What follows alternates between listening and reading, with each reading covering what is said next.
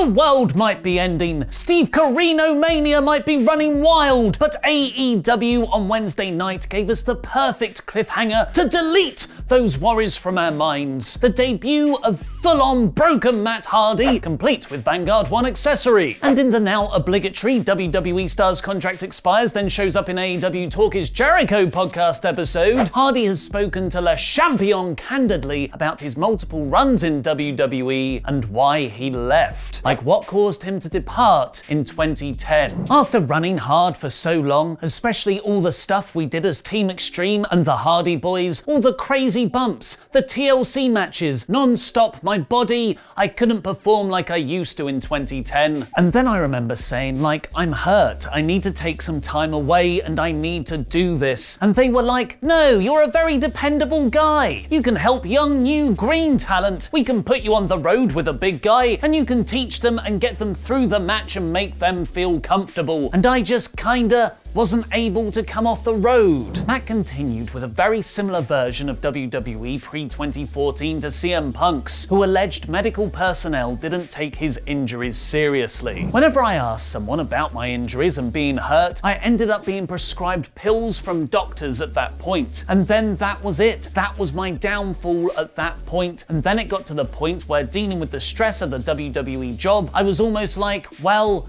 damn, I'll take a couple more and then I don't feel the stress as much. Matt has had very open issues with drugs and alcohol in his past, so this claim is incredibly damaging for WWE if true. Granted, since 2010, WWE have seemingly ramped up their care for injured wrestlers, but it still goes to show that only 10 years ago, an injured wrestler couldn't get the time off to heal. A decade later, with Matt leaving WWE again last month, it seems creative frustrations were more to do with him departing the promotion. Hardy states how out of touch Vince McMahon was, and if something wasn't his idea, he wouldn't like it. Apparently, despite the backstage crew cheering and clapping how Hardy's Ultimate Deletion match with Bray Wyatt turned out when it main evented Raw in March 2018, McMahon simply said, I don't get it. The Broken Woken style was never seen again in WWE after that, and Matt and Bray's Deleters of Worlds tag team never got a serious run. Apparently, Bray and Matt originally pitched a string of ideas how the character would go and how Wyatt would be integrated into the Broken family. But WWE just had them do 3 to 4 minute matches every week, which Hardy found frustrating and felt watered down their act. And after WWE said they were going to start listening to their fans in December 2018, Matt went to them with a recurring segment called The Broken Block, where he'd take underutilized guys like Ali, Apollo Crews and Chad Gable to film vignettes with at the Hardy compound. He never heard anything back about it. Matt and Jericho then compared the WWE process to AEW, where they praised how much more creative freedom you have as a performer. Apparently, AEW tell the wrestlers where they want to get to and mostly leave it up to the wrestlers to fill in the blanks. Thanks for your support on Patreon, The Beast, Brock Taylor. As is the way with many TV programs, companies, restaurant chains, governments, the very way of life as we know it right now, the worldwide Steve Corino pandemic is evolving and spreading rapidly, forcing many to change their contingency plans on an almost daily basis. And that's what's happened again with WWE and their biggest show of the year, WrestleMania. Just last Thursday, they were proceeding as though the show would still happen in front of 70,000 people live at the Raymond James Stadium in Tampa, Florida. A few days later, it was announced the show would be moved in front of no fans at the WWE Performance Center, still to be broadcast on the network. And Wednesday revealed WrestleMania would now be split over 2 nights from multiple locations, and arguably the biggest development so far, the Gronk will be hosting them. What is The Gronk? Where is The Gronk? Why is The Gronk? Now Post Wrestling has the latest on WWE's updated Steve Corino battle plan in the event. It's speculated that many national governments like the US and the UK will follow China, France and Italy's example and restrict all non-essential movement of their citizens, meaning WWE couldn't even put on an empty arena WrestleMania as the wrestlers and crew wouldn't be able to legally leave their houses. And perhaps with Vince having a WWE Hall of Famer as the President of the United States, days. He's more privy to those plans than others. John Pollock writes in the Post-Wrestling Report that WWE is currently planning an ambitious taping schedule that would cover them through WrestleMania, which is the next fortnight of Monday Night Raw and Friday Night SmackDown, which is a total of 7 separate broadcasts, including the 2 nights of WrestleMania. That's 12 hours of wrestling TV just with Raw and SmackDown, so expect WWE to use a lot of video packages and archive matches, just like how they played the Men's Royal Rumble match and the Tag Team Elimination Chamber match over the last week to fill time. The 2 nights of WrestleMania are expected to be taped over the next week, although another post-wrestling source said they're unsure whether that will happen. That means for the first time ever, not only will WrestleMania not be in front of any fans, split over 2 nights, and hosted by the Gronk, it'll also be the first WrestleMania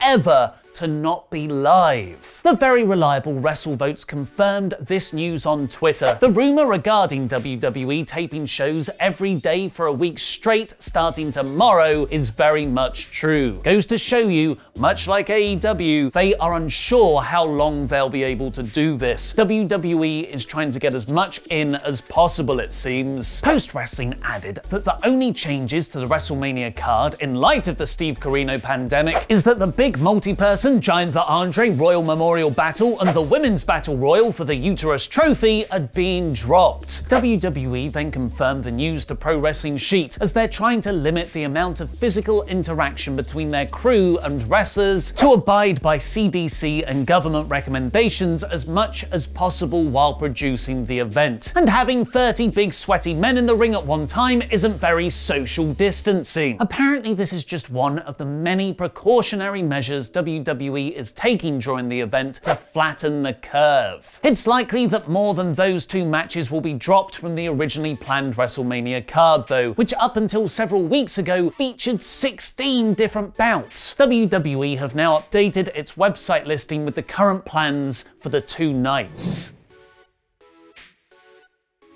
Fightful caught WWE.com advertising Seth Rollins vs Kevin Owens, The Undertaker vs AJ Styles, Rhea Ripley vs Charlotte Flair for the NXT Women's Championship, and Brock Lesnar vs Drew McIntyre for the WWE Championship on night 1, and John Cena vs Bray Wyatt, Becky Lynch vs Shayna Baszler for the Raw Women's Championship, and Goldberg vs Roman Reigns for the Blue Universal Championship on night 2. Edge's challenge to Randy Orton hasn't yet been accepted, but you'd expect it to go on night 2 to balance the parts of 4 matches apiece. Interestingly though, WWE.com has now moved all the matches to happening on Saturday. Perhaps because there's a possibility they might need a new main event if Brock Lesnar can't make the show. As the Wrestling Observer points out, WWE Champion Lesnar lives in Saskatchewan, pronunciation nailed, which is in Canada, and yesterday Canada announced their border with the US is closed to non-essential travel. The essential stuff is things like food and medical supplies, not professional wrestlers. Dave Meltzer writes, the belief right now is that Lesnar will be getting in, and Raw this week in theory will show that one way or the other since he's scheduled. Canada does still allow people crossing the border for employment and urgent travel for the time being, and Lesnar is no stranger to using his own private getaway jet in a dodgy situation. Cough Saudi Arabia, cough. But as we've seen over just the last few days, what governments announce is usually just a way to calm its citizens before the more stringent measures come in. It's not the best panic control to open with, you're all locked in your homes now. So a non-essential travel border ban now could easily become a total restriction of movement in a few days. Lesnar is a top priority for WWE, being their top champion and WrestleMania main eventer, so they're pulling out all the stops to ensure he'll be there. For other talent, however, WWE seem content with letting them stay at home. The Singh brothers, who live in Vancouver in Canada, have tweeted they won't be wrestling anytime soon, as has the Canadian-based Robert Roode, who posted an emoji code that I think means syrup turnaround America, jet note kiss, unhappy face. Nailed it. Luckily for WWE, they have a lot of people living in Orlando because of their performance center base there. Apparently the travel ban will affect AEW a lot more more because many of their roster still live overseas, like Pac, Sakazaki, B. Priestley and more. So it's no surprise that even with all their contingency plans in place, WrestleMania could still not go ahead at all. As Meltzer explained on Wrestling Observer Radio, WWE is trying to tell you there will be a WrestleMania, and there's a damn good chance there won't be on those dates. But for some WWE wrestlers, as we covered yesterday in Tom Collihue's Sportskeeda report, that talent were confused and angry backstage over WrestleMania still happening from the Performance Center, WrestleVotes have also now tweeted, spoke with a source who states, and this is a direct quote, a majority of the talent are still hoping that Mania gets postponed. Take that as you will. WrestleMania might not go ahead, but nothing can stop the colossal tussle, mostly because we filmed it last month. If you haven't already been watching it, I recommend you start binge watching our No Rolls Barred series on PARTSFUNKNOWN, a wrestling RPG with me, Adam Blompier, Laurie Blake, Luke Owen and more. Don't just take my word for it. How about Cultured Vulture's review titled "You Should Be Watching No Rolls Barred," or John Atfield's Instagram post calling No Rolls Barred "perfect isolation online excitement." #Joe. Our big pay-per-view Go Home episode goes live on Sunday, which No Rolls Barred Patreons can watch right now 48 hours early. Click the link in the video description to support us. Click the No Rolls Barred playlist on the right to watch the series so far and find out which WWE stars are furious about WrestleMania going ahead by clicking the video below that. I've been Ollie Davis, and that was wrestling.